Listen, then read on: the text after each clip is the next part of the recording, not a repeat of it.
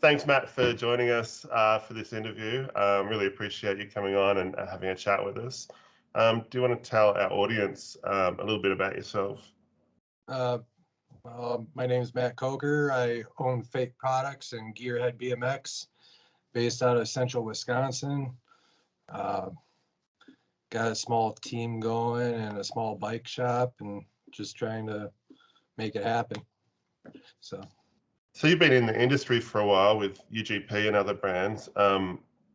How is it that you managed to stay in the industry for so long?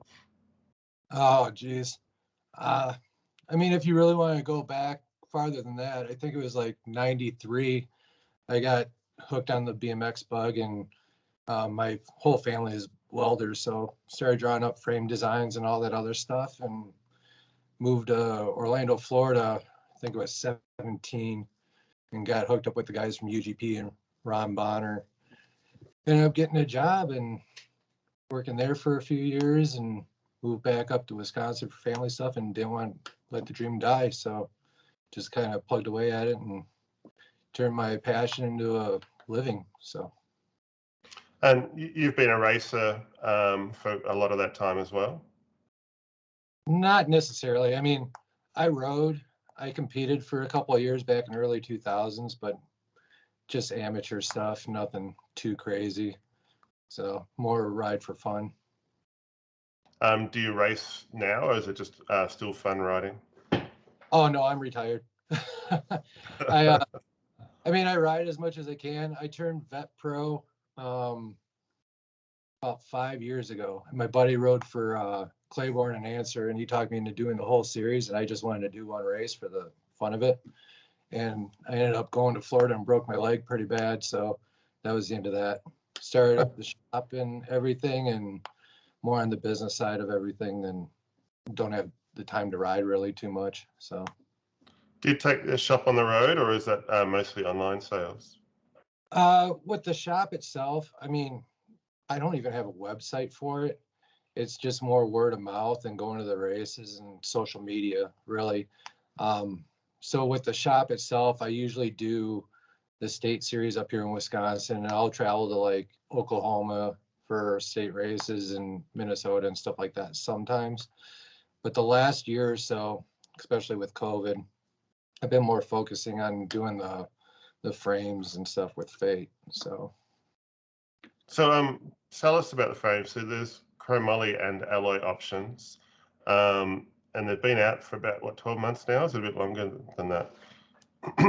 I made the first prototypes back in like 2016. Actually, FBM made the first race frame, and they made a trails frame for me. Um, of course, they're not around anymore. And the stuff I wanted to do with a Chromoly race frame really couldn't do it here. So I had to look for other options, and ended up outsourcing overseas to do exactly what I wanted. And that didn't happen until maybe a couple of years back, even farther back for the first prototype to test and all that stuff. So the first Chromoly production run came in like 2 weeks before COVID hit and shut everything down. So it was extremely hard to market and try to travel, because everything was just closed. And with the national series having their schedule out and then closing and moving the races around throughout the country, it was extremely difficult to try to market that product. But with word of mouth and social media, I mean, it got out there, so it ended up working out. Um, let's talk a bit more about the technical side of the frames. Now, the chromoly frame is probably one of the most advanced I've seen. It's got 20 mil dropouts and it's got a tapered steerer. Is that right? Yeah, it's unlike some of these other companies that are out there, where they got more old school geometry and just the basics. I wanted to make a chromoly frame where it had all the options, just like your high-end aluminum and carbon frames and stuff. So it does have a tapered head tube. It does have adjustable dropouts for 10, 15, 20 mil axles and built-in chain tensioners. So besides that, like, it's got the normal Euro bottom bracket, but it is it performs a lot different and handles a lot different than the other frames that are out there. Do you find that there's still a lot of interest in chromo, or is there a particular niche, a particular sort of mindset of rider that goes for the chromo frame over alloy? I think it's starting to make a comeback, to be honest with you. I know some riders that bought my Chromoly frames, they switched from their high-end aluminum frames to ride one of these instead. They just really loved how they handled and everything. And honestly, I'm a chromo guy myself. I just like how it feels along, or through the track compared to a really rigid and stiff frame. So it's more personal preference, but I see more chromoly popping up here and there. And is the Chromoly frame also called a rat rod, or is that just the alloy? No, it's both of them. It's one's the rat rod CR and the other one's the rat AL, to kind of separate them a little bit.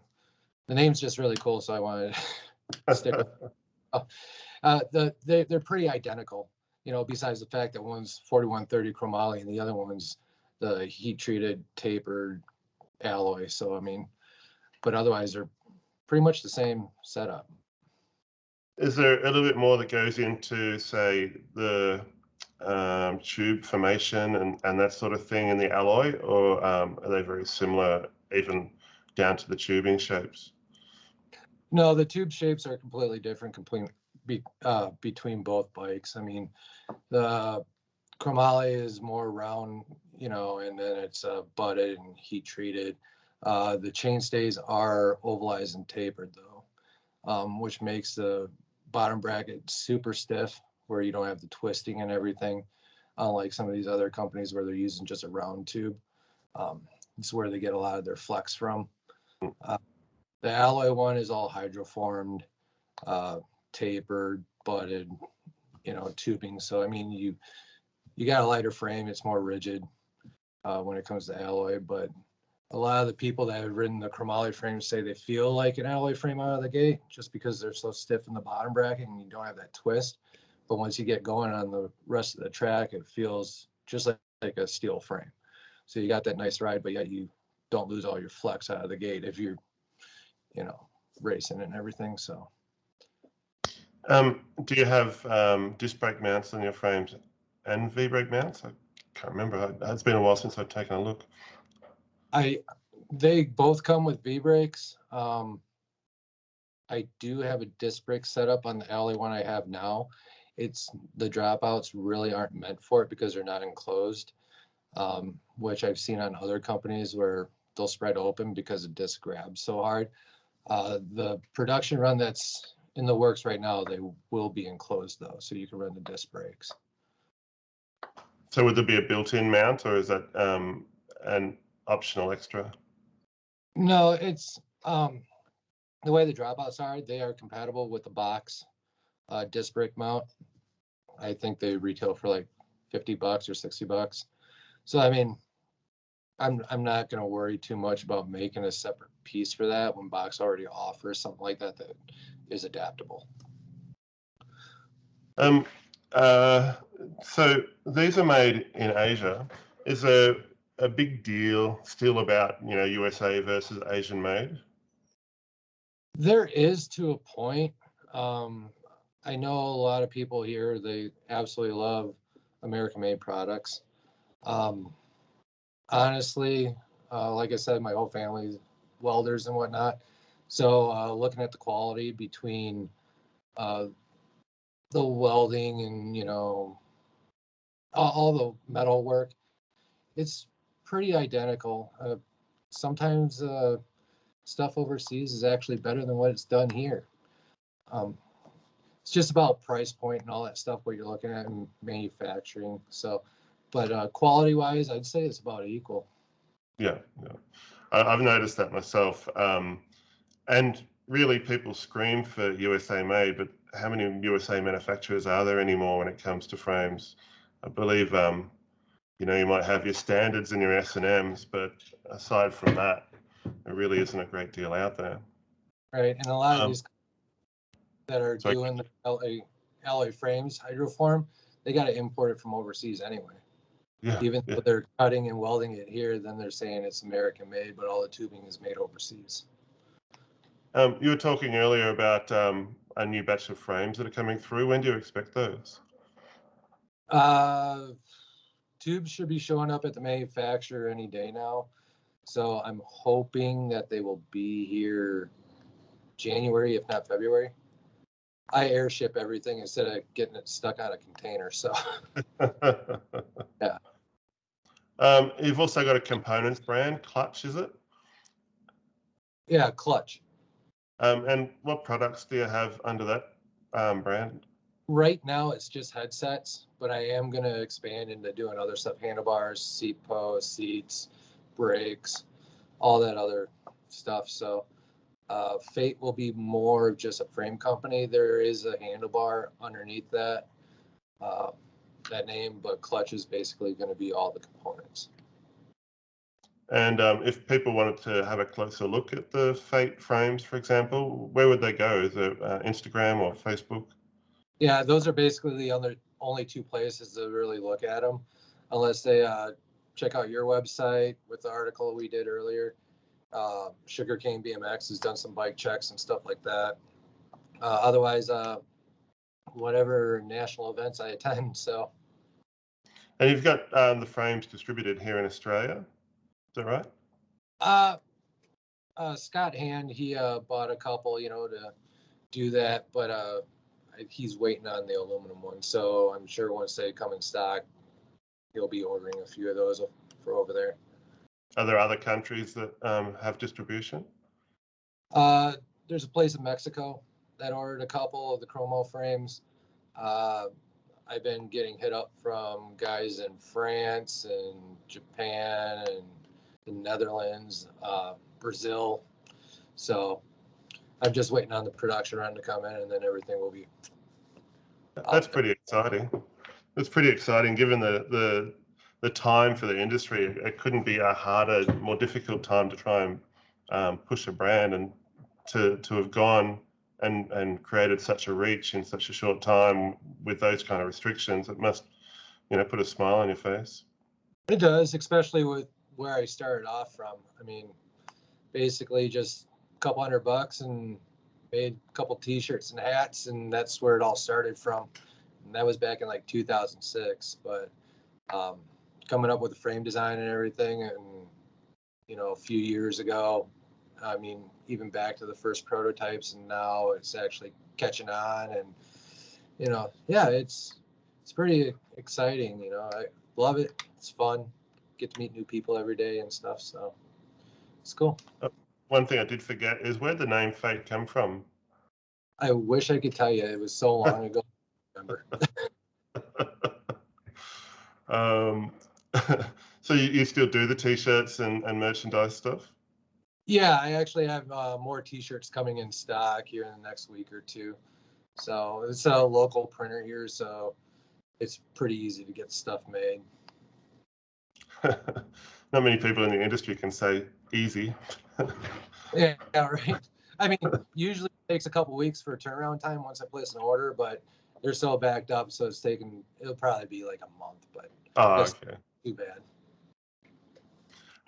So what plans do you have for the future? Are you going to start playing with other materials, titanium, carbon, or anything like that? Yeah, I'm not huge on carbon. I understand for forks and for rims, and they do make a huge difference. Frames, I honestly don't see a need for. It just costs so much money to pay for a mold and all the material and stuff like that. Um, but I personally will not probably ever get into carbon. Right now, there's a titanium frame I want to do. There's another aluminum frame, kind of like a step up from what I already have. That's gonna rival a couple of the other high-end ones that are out on the market.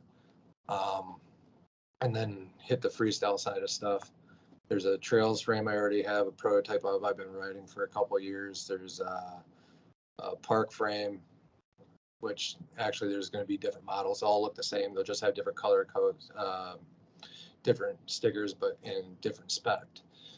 So kind of start off with that and let it branch out, and then, you know, pick up riders for the freestyle stuff and see where it goes from there.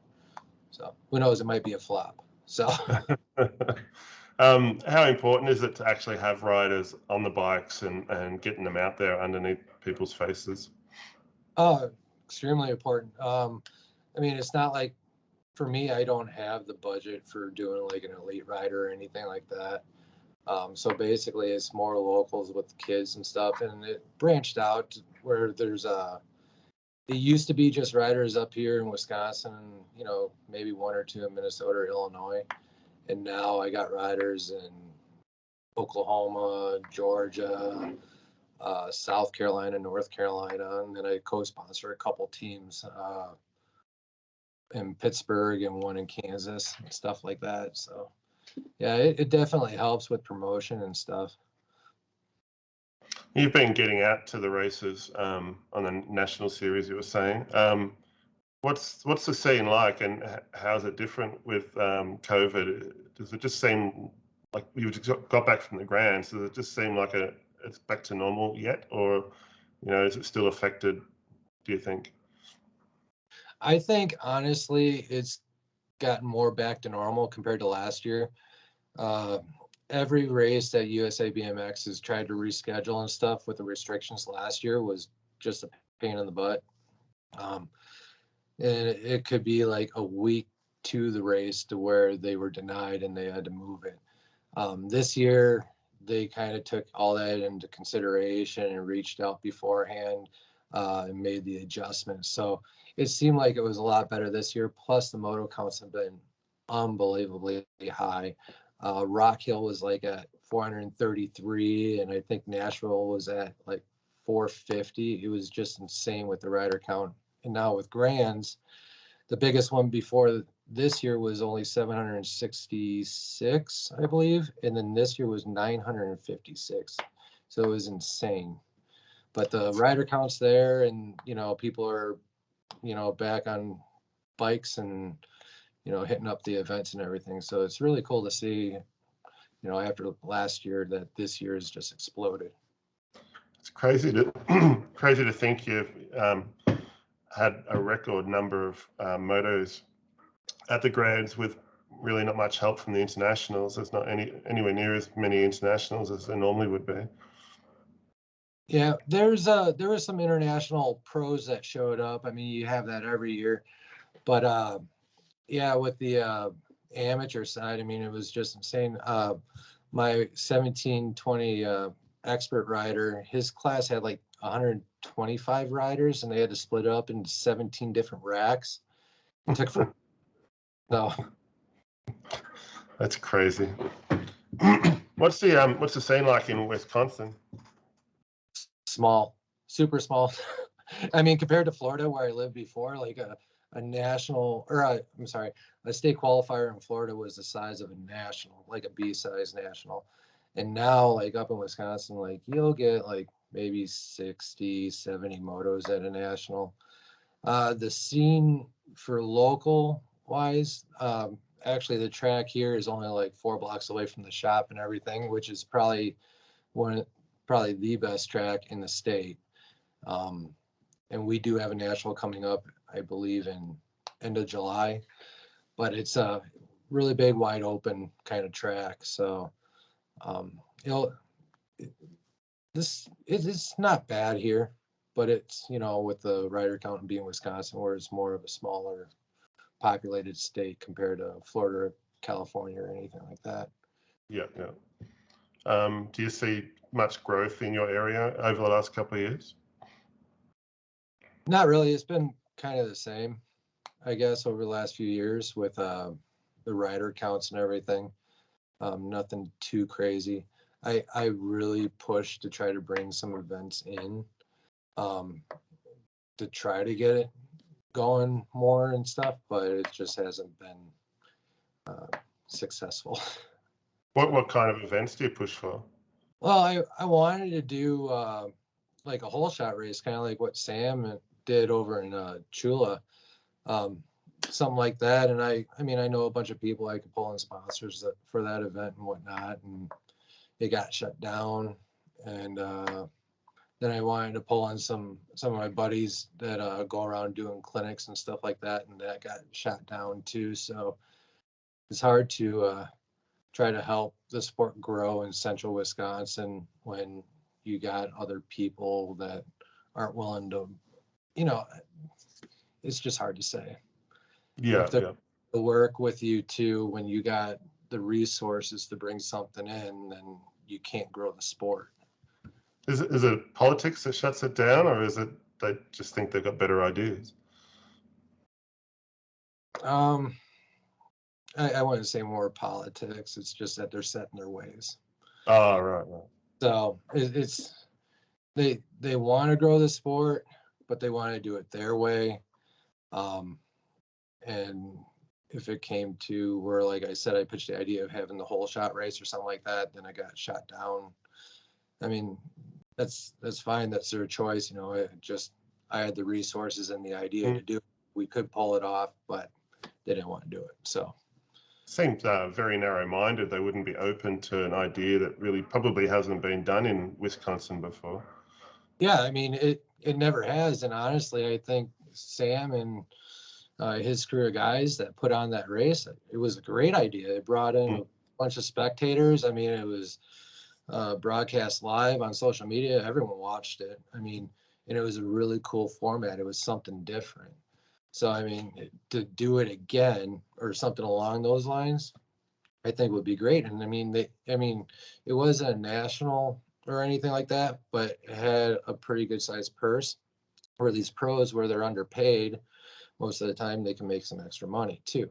So, and then it was open for amateurs too, if they wanted to get in there and qualify, so it was still pretty wide open for anyone to get in on. If there's anyone nearby to Wisconsin that sort of approaches you and says, "Hey, let's run with this idea that you're talking about on this interview," would you go ahead and work with somebody else if the local organisation won't get behind it? Oh, for sure. Yeah, I'd be 100% behind it. I think it's a great idea. So, Excuse me. I know from personal experience, I run a race here in my own backyard. It's like a one-on-one track. I shot you a photo of that the other day. yep. Um, the very first time I ran it, I had to run it actually probably for about 5 or 6 years. I had to get my own insurance for it.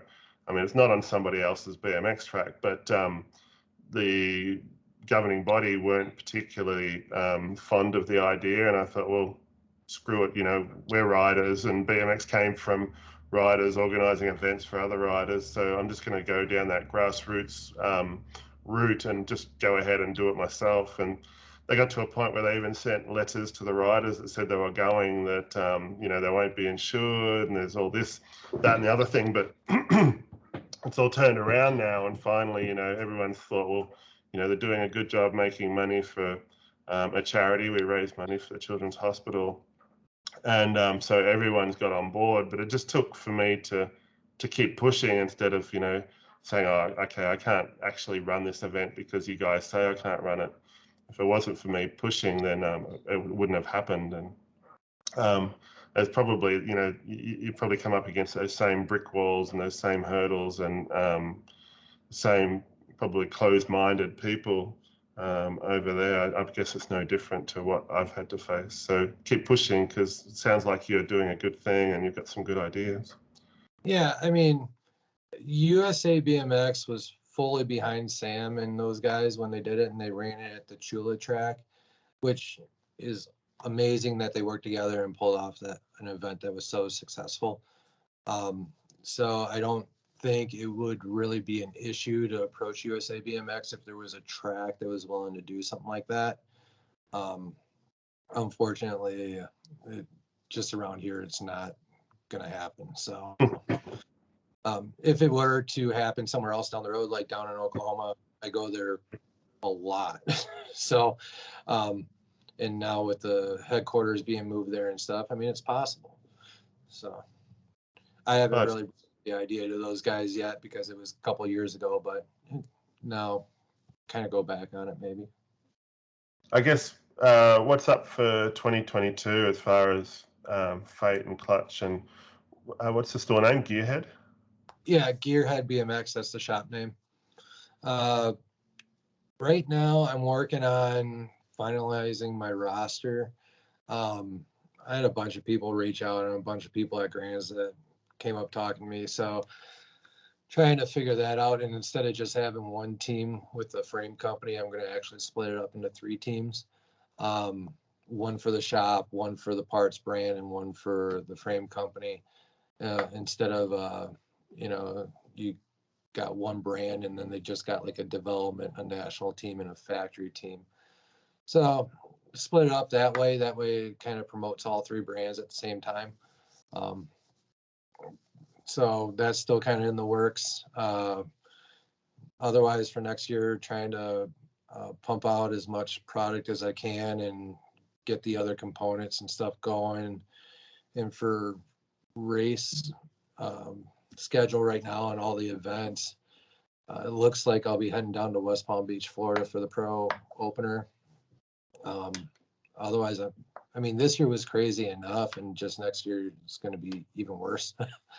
So, and I'm a one-man show, so I got to do it all. I got to try to run the shop and do all the product development, and then travel and be on the road, and all that stuff. So when you do go on the road, what happens to the shop? It just has to wait for you to get back?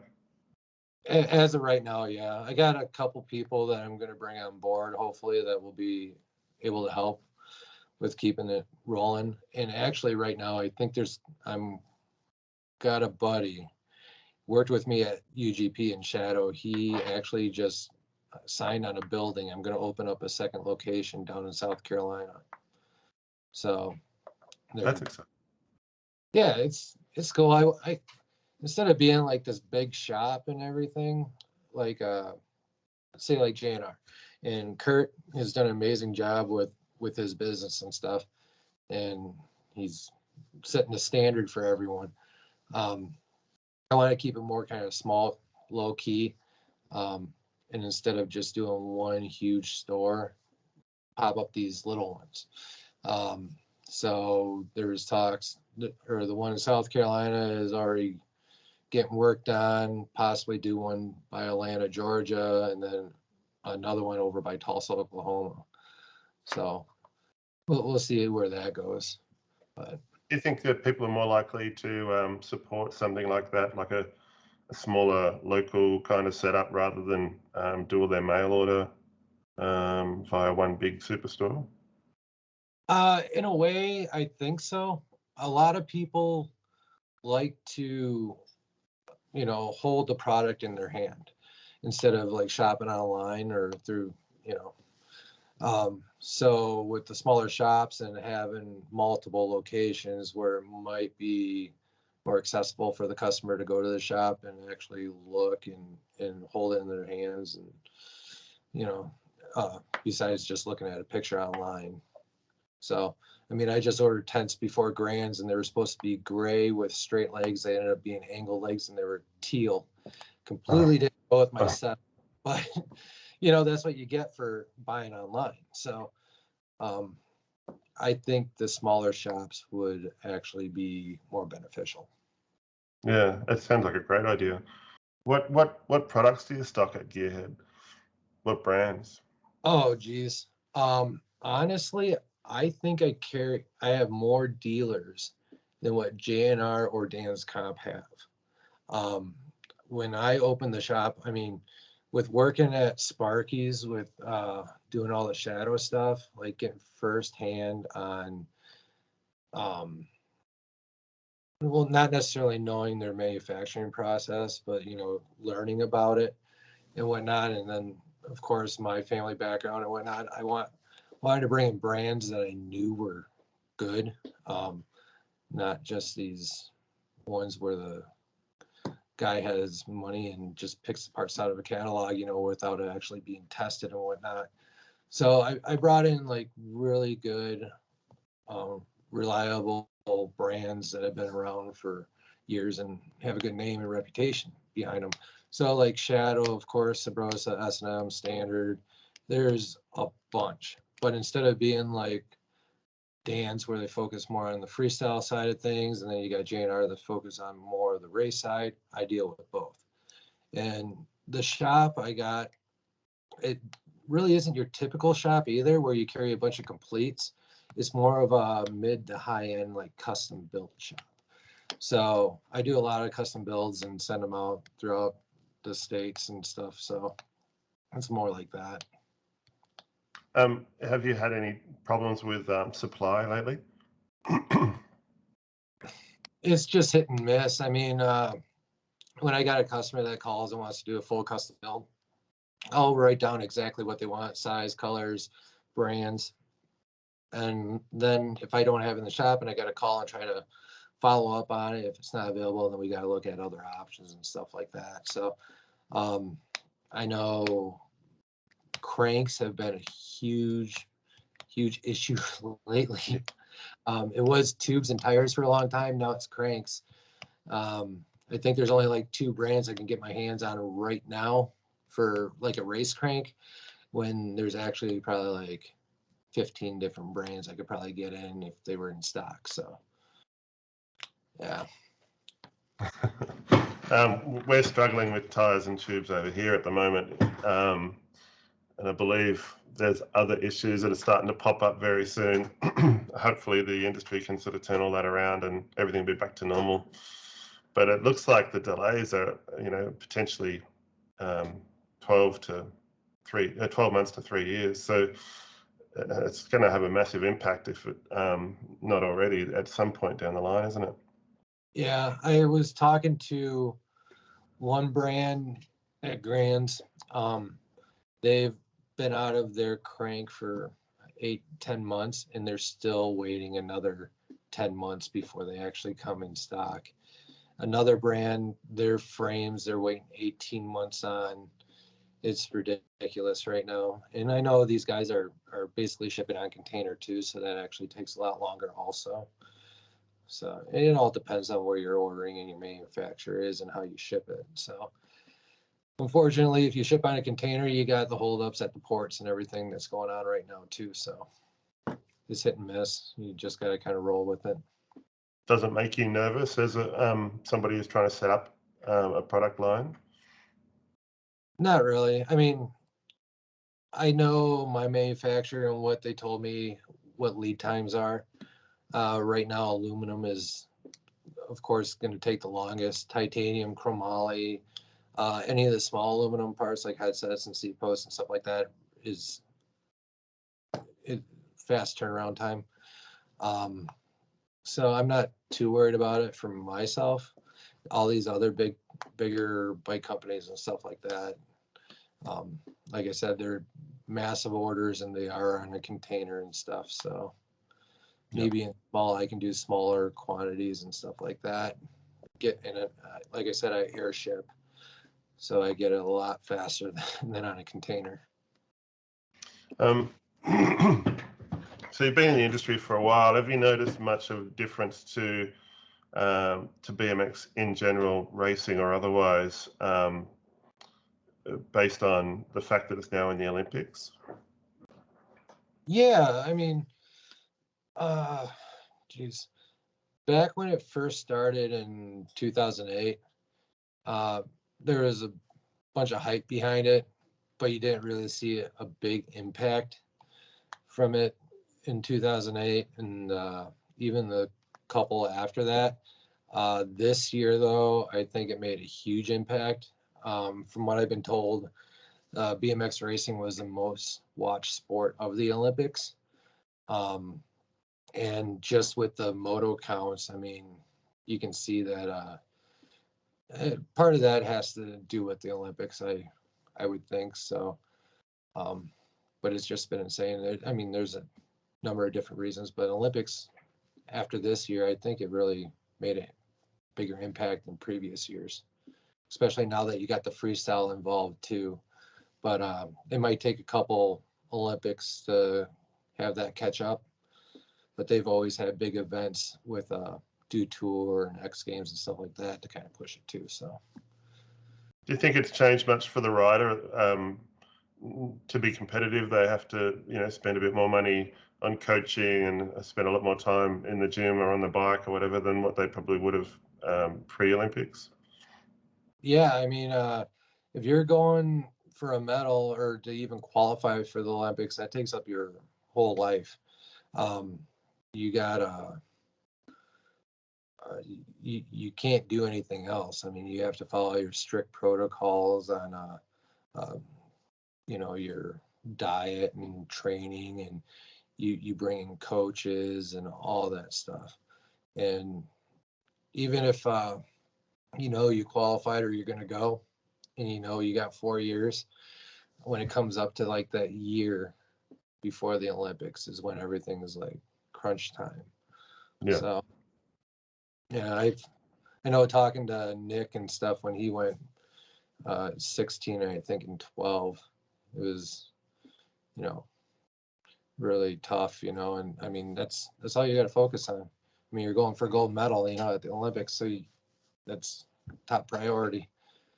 It's funny, it doesn't only seem to affect those elite guys. I know a lot of guys that I've raced against um, in the past few years. We're in the 50 class now, but they've got personal trainers. They go off and buy the latest carbon bike as it comes in and the latest hubs, and make sure they stay above all the technology and try to out train everybody else. And I've seen that a lot with younger kids as well. It's almost like everyone thinks they've got a chance at being an Olympian. So, I mean, good luck to them, if they're going to spend that kind of money and do that kind of thing. But it's almost like BMX has become serious from all angles, not just for the people that are trying to compete for their country at the Olympics. Have you noticed that, even at the amateur level? Yeah, I mean, you got these guys with, they get their smaller kids into it. They turn around and drop thousands of dollars on a bike that they're going to outgrow within a year. Carbon, titanium, everything. Uh, you ask me, it's not really needed. They're just starting off. Once you get into like pro size bikes and stuff like that is when, and they're going to stick with it. Go for a nag plate is when you start, spending more money on your bike setup, your traveling expenses and everything. And then, if you want to pay for a coach, then that's more of an expense. So Mm. it all depends on what your goals are and if you're going to stick into it. Do you get a lot of people asking you about sponsorship? Yeah, I do. Um, right now, like being so small, it's kind of hard to do anything besides just the normal like co-sponsorship deal.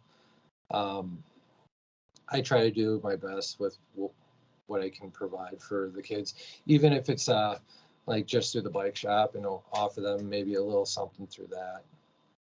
So, but then you got those guys that want full factory ride and free bikes and all that stuff too, and it's like not happening.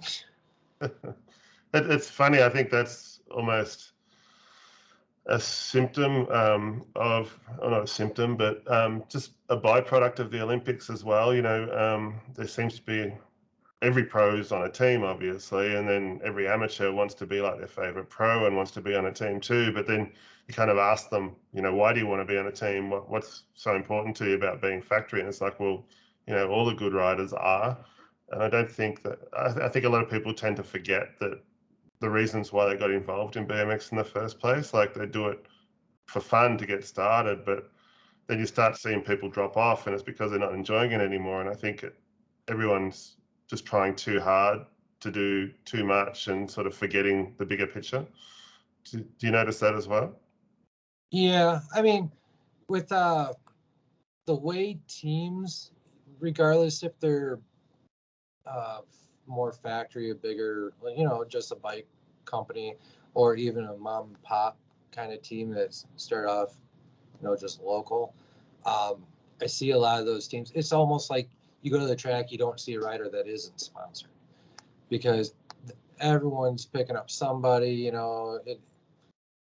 There's a team. I wouldn't say from here, but in Wisconsin, they got like 40 riders. And granted, they're all from novice and intermediate, expert, stuff like that. And that's great. You want to support kids, but it's not like they're actually earning their spot. You Mm. know, a team, to me, a team is you actually have to work for. You have to put in the effort in order to get sponsorship. It's not like you just start and then like next week someone approaches you and be like, "Hey, we got a local team. You want to ride for us?" It, it's getting blown out of proportion. Yeah. Um, I I don't know. It's dumbfounding to me. So, um, but yeah, I mean, and in the way some of these teams even operate, I mean, they put so much stress on the rider, even if they're an amateur. Uh, you have to do good. You have to go to this race. You have to make your main. Blah blah blah blah blah. And I mean, I run my team and with the kids and stuff completely different. I really don't expect much. I mean, I want good riders, of course, but it's more of a personality thing for me. Everyone's got to click, have fun, and do their best. So, and it's like, I think my team last year was only 13 riders. So, and that was, throughout the country, but back when I had my team prior to that, I think it was like 2012, 2010. It was like 25. That was just too much to handle. So, um, but yeah, I mean, in my opinion, you gotta make it fun. You can't let the kids get burnt out or anything like that. You can't have one person that's going to ruin it for everybody also. So I really look for personality, let alone, you know, got to be a good rider too, and have the dedication to travel and go to these races, stuff like that. So, but So I've seen a lot of people say, my kid's winning, he needs to get, some kind of deal. Um, what kind of advice would you give somebody that's looking for sponsorship for their kid? Would you tell them, just chill out. If it's going to happen, it's going to happen, or would you tell them, it takes more than results? What would be um, your main advice to somebody like ask someone else. that? No, really, someone that asked me, I try to tell them, keep coming back. I want to get to know them. Yeah, And if they got results, I'll ask and what their plans are for the following year and all that stuff. But I really want to get to know the rider more on a personal level. And that's one thing that sets me apart from everyone else, I think, is even though I'm a one guy, show, is that I want to be there and be the only person you talk to when you're ordering your bike parts or anything. If you need anything as a rider or anything like that, you're talking to the same person instead of getting bounced around. So and when it comes to the riders themselves, that's one reason why I want to be more personable with them, and get to know them, get to know their parents too, and stuff like that.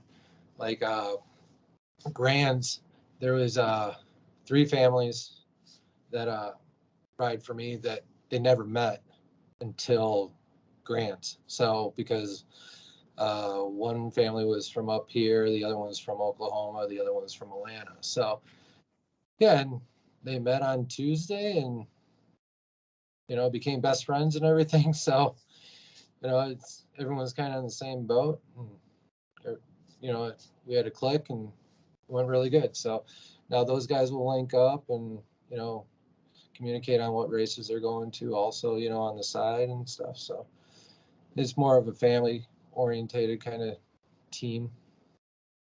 it sounds like the perfect setup, really, doesn't it? You don't want people that are just using the team as a stepping stone or kind of a way to thump their chest to everybody else. You really want everyone to bond and have a good time, especially when you're shoulder to shoulder with each other for, what was it, 5 or 6 days?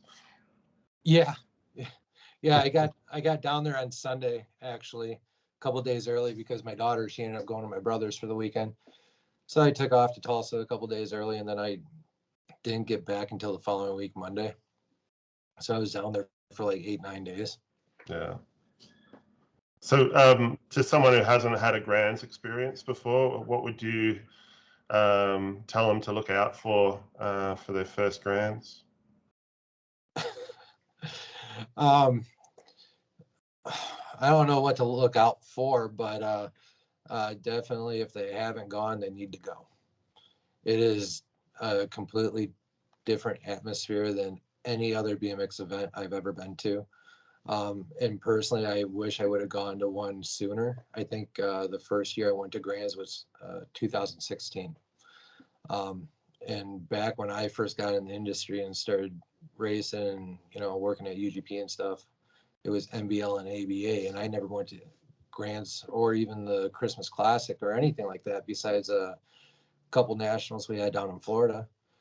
But going to Grands in 2016, like it was so unreal and an amazing experience. People you get to meet and hang out with, and you know, all the pros that are hanging out down there and whatnot. You know, I mean, even with the freestyle events too, you know, it's like you look up to guys and then you finally get to meet them or become friends with them or, you know, something like that. So, I mean, anyone that hasn't been to a Grands, they have to go. It's an experience you have to go through. Um, how's the seating and everything work there? You know, you said a moto count of over 900. Does that mean that, you know, there's a bit of standing room only, or is it easy to find seating in the bleachers, or you know, what's it like? Well, I know that when they opened up their like pre-booking for getting your spots for your pit area and all the factory teams and stuff like that, I think it was a matter of weeks and they were sold out.